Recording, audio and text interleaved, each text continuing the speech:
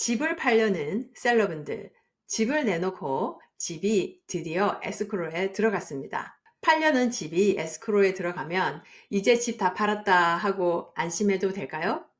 아닙니다. 이제부터 시작입니다. 팔려는 집이 일단 에스크로에 원하는 가격에 들어갔다고 쳐도 이제부터 또 다른 니고시에이션의 시작입니다. 아무리 셀러분이 난 이 집을 as is로 판다, 아무런 리페어도 안 해준다, 크레딧을 안 준다 했어도 바이어는 홈 인스펙션 후에 이것저것 여러 가지 단점들을 들먹거리면서 리페어를 해달라, 수리를 해달라, 아니면 크레딧을 달라 요구할 수 있습니다. 물론 셀러는 강경하게 내가 진작에 이 집을 as is로 판다고 하지 않았느냐, 난 아무런 크레딧을 못 준다 할 수 있습니다. 하지만 그러면 바이어는 그럼 난 이 집 안 산다 그럴 수 있겠죠. 이렇게 되면 에스크로가 깨지는 겁니다. 이렇게 에스크로가 깨지고 마켓에 집이 다시 나오게 된다면 누구 손해인가요?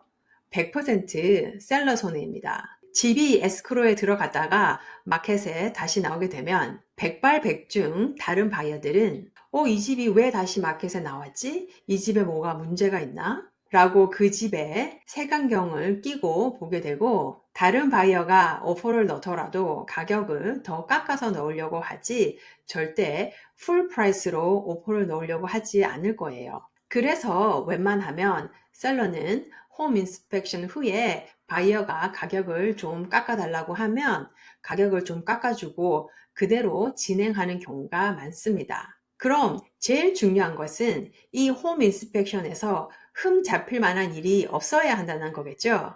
홈 인스펙션에서 흠 잡히는 게 많으면 많을수록 바이어는 그거를 빌미 삼아 가격을 더 깎아달라 아니면 리페어 크레딧을 달라 할 것입니다. 제일 좋은 것은 셀러분이 집을 마켓에 내놓기 전에 프리리스팅 홈 인스펙션을 하시는 거예요. 이거 한 4,500불 듭니다. 하지만 4,500불 정도 써서 본인의 집에 무슨 문제가 있는지 미리 알고 적은 돈을 들여서 고칠 수 있는 점이 있다면 미리 고쳐놓는 게 좋습니다. 그렇지 않으면 나중에 바이어가 이것저것 따지고 들면서 수백 불, 수천 불 리페어 크레딧으로 달라고도 할 수 있어요. 제가 제 바이어분들 도와드리면서 홈 인스펙션을 하다 보면 항상 중복되면서 나오는 점들이 있어요. 그런 점들을 이 비디오에서 소개해 드릴 테니 만일에 본인의 집도 이런 똑같은 문제가 있다면 미리미리 고쳐놓고 집을 파시는 게 집을 가장 좋은 값에 팔 수 있습니다. 한 집에서 20, 30년 동안 사신 분들은 우리 집에 아무 문제 없어요. 비 새는 것도 없어요. 물이 막혀서 안 내려가는 것도 없어요. 그렇게 생각하실지 모르겠지만 지난 10년, 20년 사이에 빌딩 코드가 바뀐 게 많습니다. 그런 빌딩 코드, 특히 세이프티에 관련된 거는 코드에 안 맞는 게 있다면 꼭 반드시 홈 인스펙션에서 지적당합니다. 그래서 조만간 집을 팔 생각이 있는 셀러분들은 제가 이 비디오에서 말씀드리는 것들을 미리미리 손을 보시고 집을 파시길 바래요. 안녕하세요. 저는 이미화 부동산 에이전트입니다. 셀러분들이 가장 좋은 값에 집을 팔 수 있도록 도와드리는 게 제 전문이며 일반 주택 또는 멀티 패밀리 아파트를 전문으로 하고 있어요. 저는 LA 카운티, 오렌지 카운티, 샌디에고 카운티를 담당하고 있으며 제가 이렇게 넓은 지역을 담당할 수 있는 것은 제가 있는 에픽 리얼티가 사무실이 전국적으로 있어서 저를 도와줄 수 있는 서포트 팀이 많습니다. LA 카운티, 오렌지 카운티, 샌디에고 카운티가 아닌 다른 곳에서 집을 사고 파는데 도움이 필요하다면 그래도 저에게 연락 주세요. 전국적으로 있는 저희 회사 에픽 리얼티 안에 탑 에이전트들을 소개해 드리도록 하겠습니다. 질문은 주저없이 댓글에 남겨주시고요. 저에게 연락은 이 전화번호로 문자 또는 전화해 주시면 됩니다. 자, 그럼 본론으로 들어가서 홈 인스펙션에서 가장 많이 지적당하는 점들에 대해서 알아볼게요. 이 홈 인스펙션 체크리스트는 제가 밑에 링크를 달아 놓을 테니 무료로 홈 인스펙션 체크리스트를 다운로드 받으실 수 있습니다. 꼭 집을 파시기 전에 홈 인스펙션 체크리스트에 해당되는 점들이 있다면 집을 파시기 전에 꼭 수리해 놓고 파시길 바래요. 첫 번째, 스모크 디텍터 그리고 일산화탄소 감지기. 이거는 법적으로 캘리포니아에서는 집을 파는 셀러분이 제대로 작동이 되는 스모크 디텍터와 일산화탄소 감지기를 설치해 놓고 집을 파셔야 합니다. 집이 좀 오래된 곳은 스모크 디텍터와 일산화탄소 감지기가 누렇게 변한 곳도 있어요. 이런 거를 새 거로 갈아 넣는 거는 얼마 안 하니까 미리 새 걸로 가시기를 바래요. 지금 이 사진에 보시는 건 얼마 전에 제가 팔려고 했던 집에 있던 일산화탄소 감지기인데요.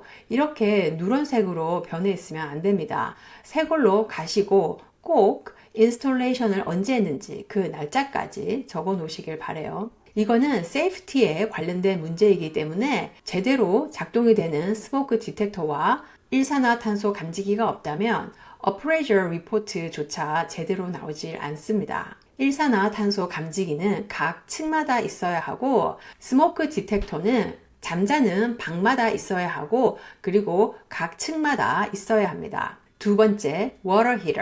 이것도 캘리포니아 법인데요. 워터 히터가 스트랩이 잘 되어 있어야 합니다. 이 사진에 보다시피 큰 워터 히터가 있는 집이 많죠. 이거는 꼭 벽에 고정되고 스트랩이 있어야 합니다. 또 워터 히터에 관련된 것도 드레인 팬이 깔려 있어야 하고 세디먼트 트랩이 있어야 해요. 이 사진에서 보여드리는 것이 워터 히터이고 그 밑에 드레인 팬 그리고 가스 라인에 부착되어 있는 것이 세디먼트 트랩입니다. 세 번째, 윈도우즈. 창문에 관련된 것도 홈 인스펙션에서 아주 많이 나오는데요. 창문이 잘 열리고 닫혀야 하고 잠금 장치가 잘 되어 있어야 하고 꼭 잘 잠기고 잘 열려야 됩니다.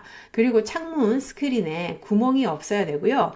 이 사진에 보이는 것과 같이 창문 스크린에 구멍이 크게 있다거나 쭈글쭈글하게 주름이 잡혀 있으면 안 됩니다. 또 그거 말고 슬라이딩 도어 있죠? 슬라이딩 도어, 페리오나 발코니에 나갈 때 있는 그 슬라이딩 도어에 있는 스크린 도어도 구멍이 없이 잘 열리고 닫히고 해야 합니다. 창문에 있는 블라인드나 셔터 같은 것도 잘 작동이 되나 보세요. 오래된 블라인드 같은 경우에는 이렇게 손으로 줄을 잡아 당겨서 올렸다 내렸다 하는 거 있죠? 그런 줄이 잘 작동이 되는지, 부러진 곳은 없는지, 오래된 플라스틱 블라인드 같은 경우에는 몇 개가 빠져 있는 거는 없는지, 또 블라인드가 제대로 작동이 되지 않아도 꼭 홈 인스펙션에 나옵니다. 제 생각에는 블라인드가 오래됐고 잘 작동이 안 된다면 전 아예 다 없애버리는 게 더 나은 것 같아요.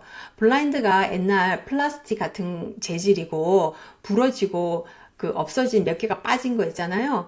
그런 게 있다면 아주 집을 전체적으로 칩하게 보이게 할 수 있습니다. 차라리 다 없애버리면 집이 훨씬 밝아 보이고 리스팅 사진을 찍을 때 내추럴 라이트이 많이 들어와서 오히려 사진도 더 잘 나와요. 그 다음에 많이 언급이 되는 것이 전등인데요. 라이트. 집 전체적으로 라이트 벌브가 작동이 안 되는 게 있다면 꼭 확인하세요. 이 집에서 10년, 20년 오랫동안 살다 보면 라이트 벌브가 한두 개 빠진 게 있고 불이 안 들어오는 게 있어도 그냥 불편한 거 못 느끼고 사셨을 거예요. 하지만 홈 인스펙션을 할 때는 꼭 라이트 벌브가 작동이 안 되는 게 있다면 무슨 큰일이라도 난 것 같이 홈 인스펙션에 나옵니다. 그리고 라이트 벌브가 색깔이 어떤 거는 밝은 하얀색이고 어떤 거는 노란색이 나오는 게 있죠. 그것도 꼭 같은 빛이 나는 색깔로 맞춰주시길 바래요. 그 다음으로 고치는데 큰 돈 안 들이고 고칠 수 있는 문제인데 홈 인스펙션에서 꼭 나오는 것이 전기 아울렛입니다. 아울렛 커버가 없는 경우 꼭 나와요. 전기 콘센트 꼽을 때 그 아울렛 있죠? 커버가 아예 없거나 부러진 게 있다면 꼭 고치시길 바랍니다. 이런 점들은 세이프티에 관련된 문제이기 때문에 홈 인스펙션 리포트에서 아주 크게 다뤄져요. 쉽게 고칠 수 있는 문제인데 홈 인스펙션 리포트에서는 꼭 licensed electrician을 통해서 고치라고 합니다. 이런 자잘한 것들이 하나 둘 모이다가 보면 바이어 눈에는 이 집에 아주 큰 하자가 있는 것처럼 보이고 이런 작은 문제들을 제대로 못 고치고 전기 아울렛 카바조차 제대로 못 고친데 이 집에 또 다른 큰 문제는 뭐가 있을까? 뭘 그냥 방치하고 살았을까? 이런 쓸데없는 고민을 하게 해줘요. 그러니까 굳이 그렇게 바이어에게 이 집을 제대로 관리도 안 된 집이다. 그런 인상을 줄 필요가 없잖아요. 가장 흔하게 나오는 것 중에 하나가 GFCI 스위치입니다. 이거는 wet area, 화장실, 부엌, laundry room 같은 곳에 꼭 있어야 합니다. 일반 전기 아울렛이 아니라 이 사진에 보이는 이런 GFCI 아울렛이 꼭 있어야 합니다. 자, 그 다음부터는 좀 큰 돈이 들어갈 수도 있는 것들에 대해서 말씀드리겠습니다. 에어 컨디셔닝이나 히팅이 잘 작동되고 있어야 돼요. 에어 컨디셔닝을 오랫동안 사용을 안 했다면 프레온 가스를 한 번 더 충전시켜 주는 것도 좋아요. 프레온 가스를 좀 충전을 시켜줘야 홈 인스펙터가 왔을 때 에어 컨디셔닝이 금방 시원해질 수 있습니다. 에어 컨디셔닝이 금방 시원해지지 않는다면 바이어들은 이런 수리 비용에 대해 크레딧을 요구할 수 있어요. 히팅이나 에어 컨디셔닝에 관련된 게 제대로 작동이 안 되고 있으면 바이어들은 분명 수리 비용을 요구할 것입니다. 그러니 꼭 제대로 작동이 되는 게 좋아요. 그리고 필터들 있죠. 필터들도 미리 다 갈아 놓는 게 좋습니다.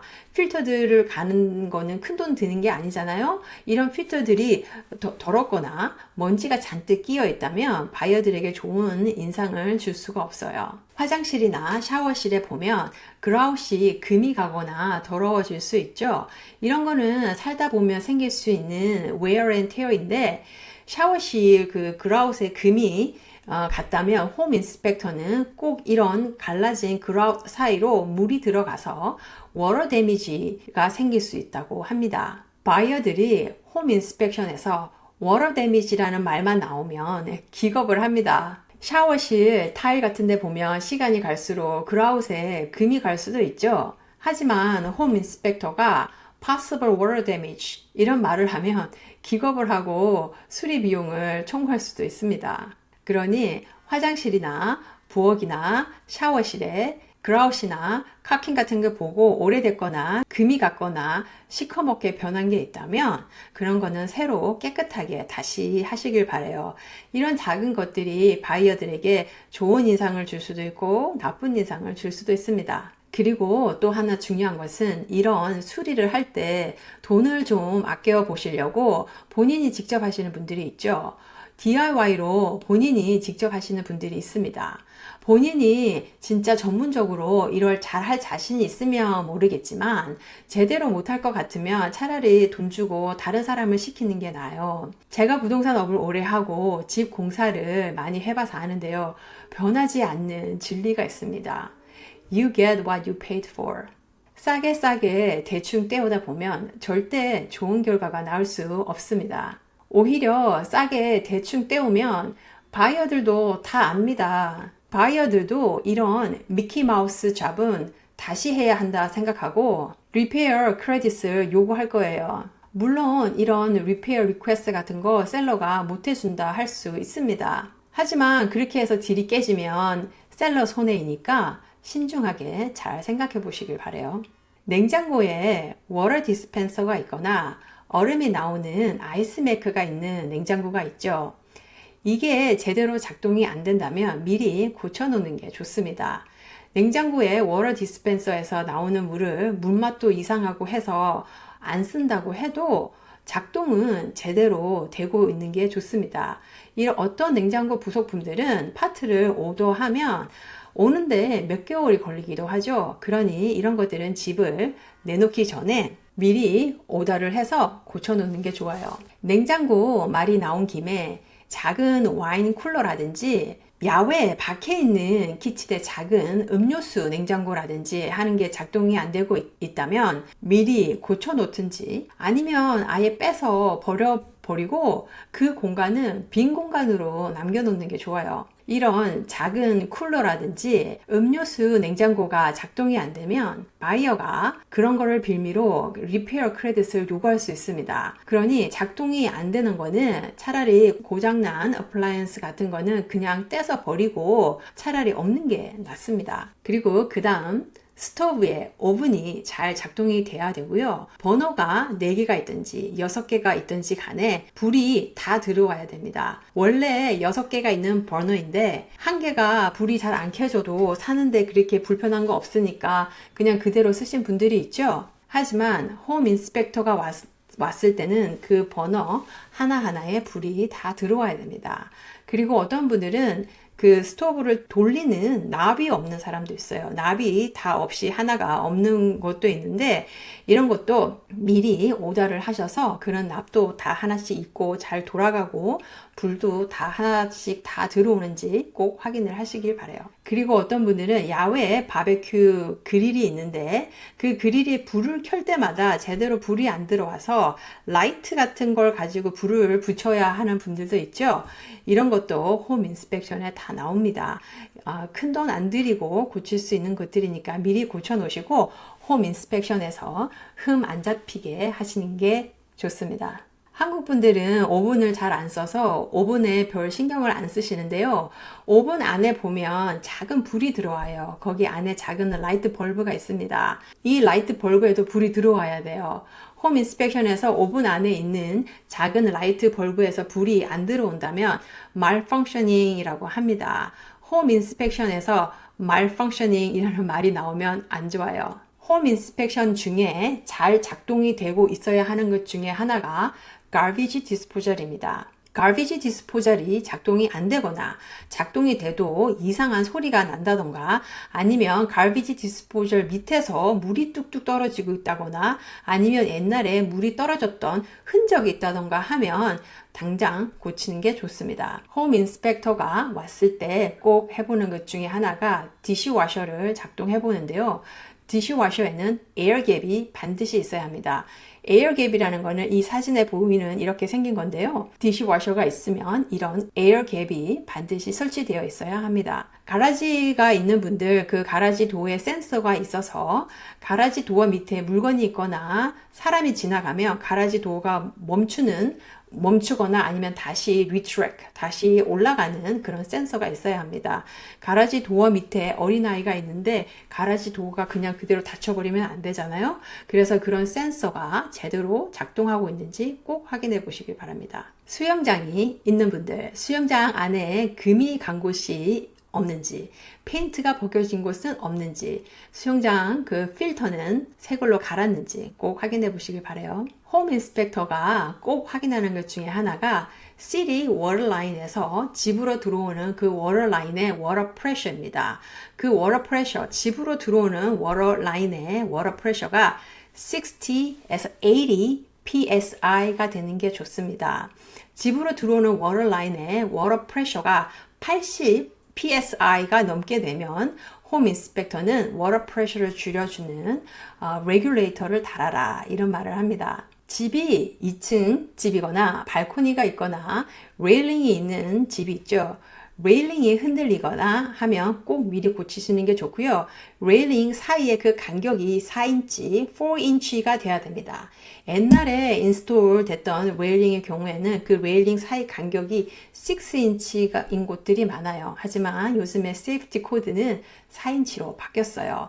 그래서 그 코드에 맞춰서 그 레일링 사이사이의 간격이 4인치가 되도록 고치시는 게 좋습니다. 배스톱이 있고 거기서 샤워도 같이 할 수 있는 곳이 있죠. 배스톱에 물을 틀어서 배스톱에 물을 받을 수 있고 그리고 위로 잡아당기며 물이 위에서 내려와서 샤워 헤드에서 물이 나와서 샤워를 할 수 있는 곳도 있습니다. 이런 거를 샤워 디버터라고 하는데요. 물을 위로 올라가게 하면 위에서만 물이 나와야지 배스톱에서는 물이 내려오면 안 되잖아요. 근데 어떤 경우는 샤워 디버터를 위로 했는데도 위에 샤워에서도 물이 내려오고 밑에 배스톱 쪽에서도 물이 계속 나오는 경우가 있어요. 제가 무슨 말을 하는지 아시겠죠? 배스톱 쪽으로 가는 물을 이렇게 잡아당겨서 샤워 헤드에서 물이 나오게 한다면 밑에서는 물이 안 나와야 되는데 밑에서도 물이 계속 나오는 경우가 있어요. 이런 경우에는 그 샤워 디버터가 제대로 작동이 안 되는 거예요. 이런 거는 쉽게 고칠 수 있는 문제인데 이거를 안 고치고 그냥 두시면 바이어는 이걸 고쳐달라고 그런 빌미로 수백 불, 수천 불의 리페어 크레딧을 요구할 수 있어요. 그리고 제가 많이 보는 것 중에 하나가 그렇게 흔들리는 토일렛이 많아요. 가서 보면은 토일렛이 흔들리는 경우가 생각보다 많습니다. 토일렛을 인스톨을 할 때 그 왁스 링이라는 게 있거든요. 세월이 가면서 닳아지면서 토일렛이 균형이 안 맞고 흔들리는 경우가 있어요. 그리고 토일렛 밑에 카킹이 제대로 안 되어 있거나 카킹에 금이 간 경우도 있습니다. 이런 거는 비싼 돈 안 들이고 충분히 고칠 수 있는 것이니까 홈 인스펙션 전에 꼭 고치시길 바래요. 이웃집과 펜스를 같이 쉐어하시는 분들이 있죠. 어떤 경우에는 펜스가 흔들리는 경우도 있고 나무가 썩은 경우도 있어요.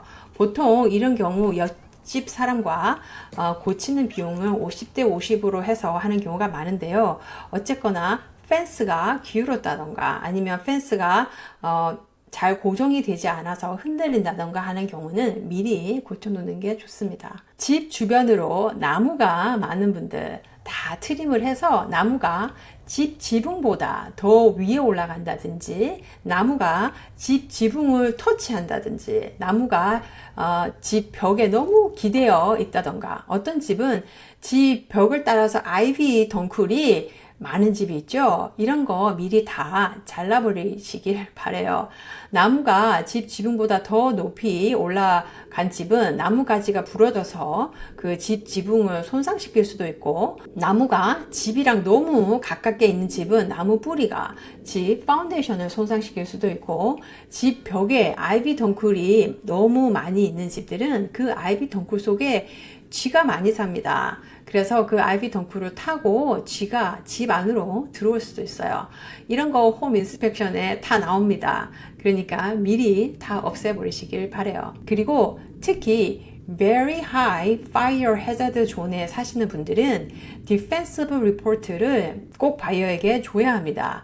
간단하게 얘기해서 집 주변 몇 피트 안에는 크게 자라는 나무도 없어야 하고 풀도 없어야 되고 죽은 나무도 없어야 합니다.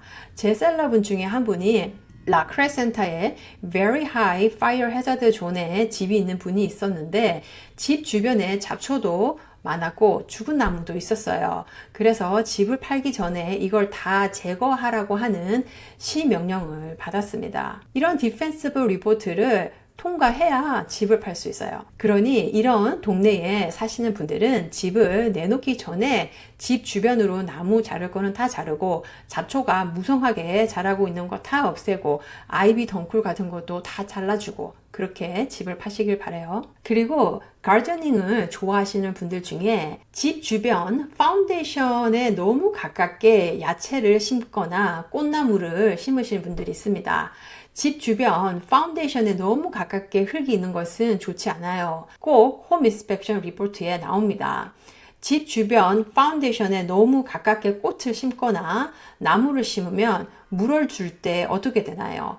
파운데이션에 물이 들어갈 수도 있겠죠. 그래서 홈 인스펙션에서는 파운데이션에 물이 들어가서 워터 데미지가 생기는 걸 아주 심각하게 생각합니다. 그리고 파운데이션 근처에 흙이 너무 많으면 안 좋아요. 왜냐면 미국 집들은 다 나무집이잖아요. 그럼 그 흙에 사는 터마이트가 집 안으로 침투하기가 아주 좋습니다. 그래서 집 파운데이션에 너무 가깝게 벽에 너무 가깝게 꽃이나 나무를 심는 것은 좋지 않아요. 파운데이션 쪽에서 흙이 최대한 접촉하지 않게 없애는 게 좋습니다. 레인거터에 나뭇잎이 많이 쌓여 있다면 이것도 꼭 청소하시고요. 집에 파이어플레이스가 있으신 분들 파이어플레이스 앞에 아이언 게이트가 있어야 됩니다. 그리고 파이어플레이스 위에 보면 굴뚝 있잖아요. 그 굴뚝 위에 뚜껑, 비가 왔을 때 굴뚝 안으로 빗물이 들어가지 않게 하는 그 뚜껑도 꼭 있어야 돼요. 가라지에서 집 안으로 들어오는 문 있잖아요. 그게 fire rated door, 방화문이어야 되는데요. 자동으로 닫히는 문이어야 돼요. 불이 났을 때 불이 집 안으로 들어오지 않게 하도록 하는 아주 중요한 방화문이잖아요. 근데 일단 이 가라지에서 나가는 문이 fire rated door가 아니라면은 fire rated door 방화문으로 바꿔야 되고요. 방화문이라고 할지라도 도어 스토퍼를 설치하는 분들이 있습니다.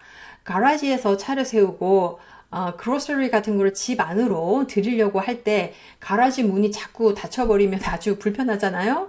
그래서 도어 스토퍼를 설치하는 분들이 있습니다. 이렇게 설치하시면 안 됩니다.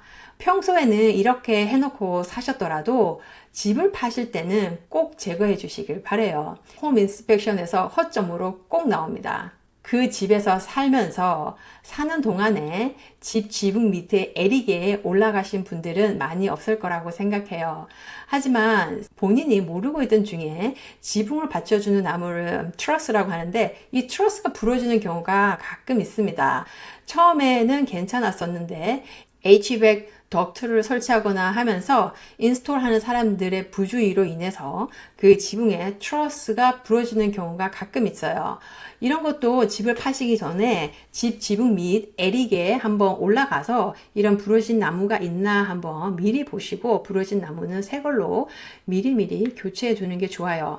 이런 거를 쉽게 고칠 수 있는 문제인데 이런 거를 미리 고치지 않는다면 특히 지붕을 받치는 나무가 부러졌다면 바이어는 아주 심각하게 생각하고 리페어 리퀘스트를 할 수도 있어요. 그리고 하나 알아두셔야 될 것은 집안에 물건들이 많이 쌓여 있다면 홈 인스펙터는 물건들을 치워가면서 인스펙션 하지 않습니다. 옷장 안에 옷이 가득 차 있다던가 아니면 가라지 안에 짐이 가득 차 있다면 홈 인스펙터는 그거를 일일이 치워가면서 인스펙션 하지 않습니다. 그러니 기왕 집을 파시기로 결정을 하셨다면 최대한 개인 짐들은 미리 다 빼시고 가라지도 다 비워놓고 파시는 게 좋아요.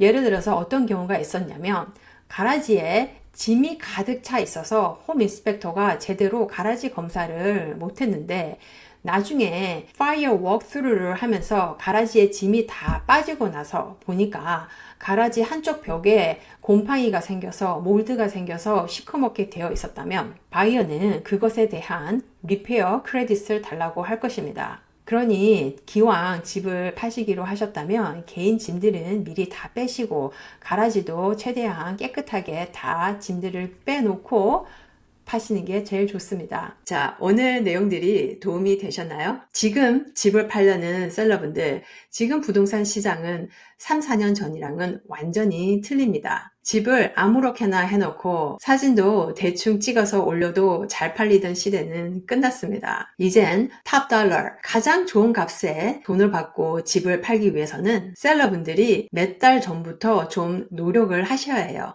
제가 여기서 말씀드린 것들을 직접 경험해 보신 분들이 있다면 댓글에 남겨주시고요. 홈 인스펙션 전에 준비해야 할 다른 팁이 있다면 댓글에 남겨서 다른 분들과 쉐어해 주시면 감사하겠습니다. 그럼 구독해 주시면 이런 부동산 투자에 관련된 정보 발빠르게 받아보실 수 있습니다. 감사합니다.